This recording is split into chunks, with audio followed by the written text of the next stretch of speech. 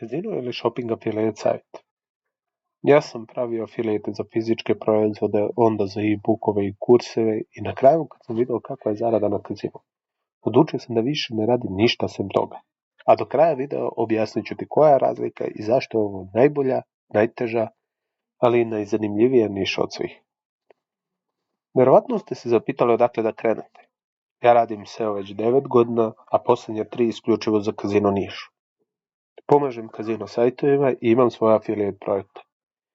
Nakon mnogo projekta video sam koje stvari funkcionišu, a koje ne. Napravio sam preko 50 grešaka i osmislio put koji je najkraći i tebi ću ga objasniti korak po korak. Ako si nekad napravio kazino ili bilo koji drugi affiliate sajt, napiši mi u komentaru da vidim kako su tvoje iskustva. Prvo moram da krenem od osnova i objasnim koja je razlika između kazino i običnog affiliate sajta. U ovom slučaju objasnit ću na primjer Amazona kako stvari funkcioniše. Ti napraviš svoj web sajt koji je organski rangiran na Google. Taj sajt šalje kupce na Amazon. Kada kupac klikne preko tvog linka, on dobija cookie koji traje 2 dana i ukoliko on kupi proizvod u roku od 2 dana, ti dobiješ proviziju. Postoji mogućnost da stavi u korpu. Kada stavi u korpu, onda ima mogućnost od 30 do 90 dana da kupi. Ukoliko kupi, ti dobiješ proviziju. Ali ukoliko od tih 30 dana on naiđe na neki drugi affiliate sajt i klikne preko njegovog linka, onda nema proviziju za tebe, nego proviziju dobija on. Objasnit ću na praktičnom primjeru. Namjerno sam preveo sve ove sajtove da biste mogli da prate ovi koji ne znaju engleski. Ovo je 5 najboljih blendera za 2026. godinu od ratings.com. Oni su predložili 5 blendera i stavili link ka Amazonu. Ovdje možete da vidite, imaju neki kratak uvod, nakon toga pregled blendera, onda ima kakve su specifikacije i njihove ocjene. Recimo višenamenski 9.3, kvalitet izrade 9.0, buka 6.6 i onda ispod toga oni su dali da pregledate rezultate njihovih testova ili njihovu recenziju. I nešto o tom blenderu koja je njihova. I tako za svaki od ovih blendera i vi kada vam se neki svidi, pogledate, uporedite cene, onda kliknete i idete na Amazon. Kada kliknete na affiliate link, vi ovdje dobijete, recimo ovo je URL od proizvoda, sve ostalo vamo označava da je potencijalni kupac došao sa onog sajta što smo pričali. I ukoliko on kupi to narednih 2 dana, mi dobijemo proviziju. Ukoliko doda u korpu, mi onda imamo mogućnost 30 do 90 dana, zavisi koliko Amazon nudi, mogućnost da mi dobijemo. Izdvojio sam i neke affiliate provizije koje daje Amazon. Možete pauzirati video da vidite kakve, ali u suštini Amazon Hall 25, Luxus 10, muzika je 5, kuhinje, fizički knjige i automobili 4,5, Amazon elektronski uređaj 4 i ovdje imate navedeno sve, pa ko hoće ili neka googla ili neka pauzira pa neka pročita. Sada se vraćamo na ovaj drugi deo, a to je affiliate za kazino.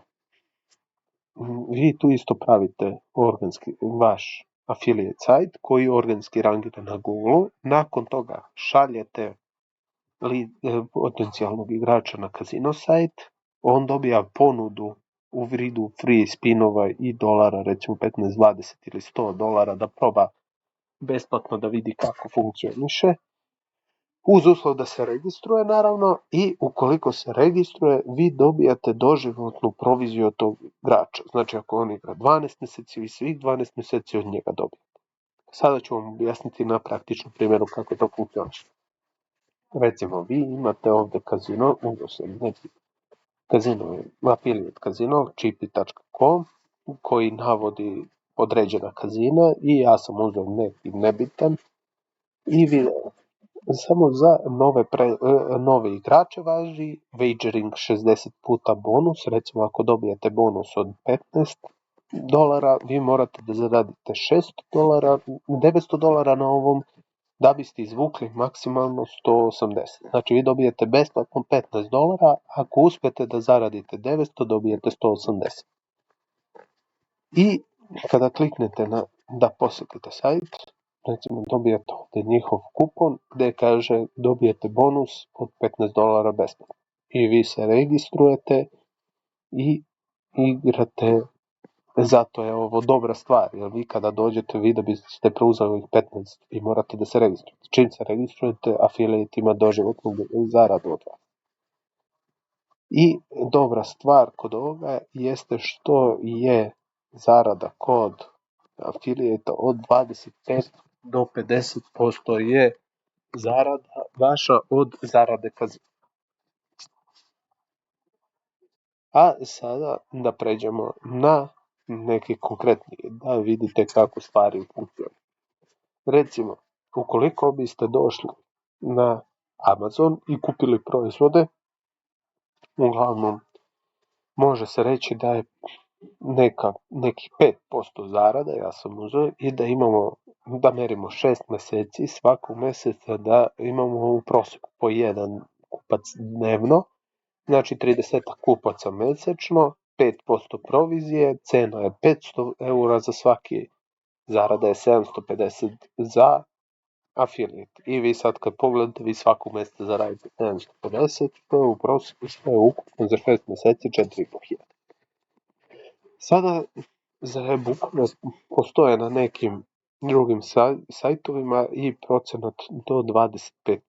Ukoliko isto uzmemo taj period, isto 30 igrača, 25, ali recimo ovdje je cena proizvoda $100, što je za kurseve realno, za e-bookove je malo preterana cena, ali nebitno, uzeli smo kao prosječnu cenu neku i isto zarađujete 750 svakog mjeseca za prvih 6 mjeseci vi ste zaradili 4.500. A sad prelazimo na varijantu za kazino.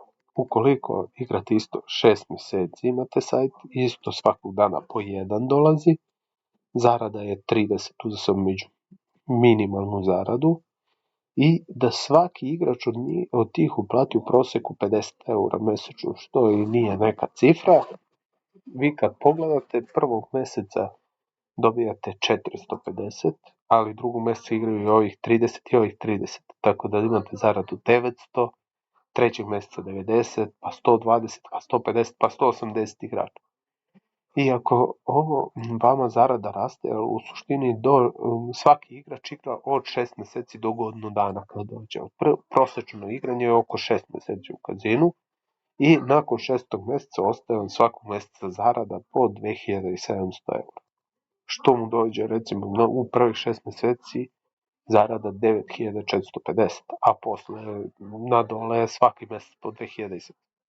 Međutim, ako malo promenimo i uzmemo da je zarada 50% od kazina, da nađete projekat koji daje 50% i da je cena, da svaki igrač ostavi u prosjeku €200 mjesečno, vi kada pogledate to je prvog mjeseca 3, 6, 9 i dođete do 18.000 nakon 6 mjeseci. I posle toga svaki mjesec vi zarađujete po 18.000. Zato je ovo bukvalno najbolja niša od svih, jer zarada je bukvalno u poređenju sa svim ostalima duplo ili čak puta 4, puta 5. Ako ima bilo šta nejasno na ovu temu, slobodno postavite pitanje u komentarima, ako ne, ako bude previše pitanja, ja ću u sljedećem videu odgovoriti, pa možemo da nastavimo.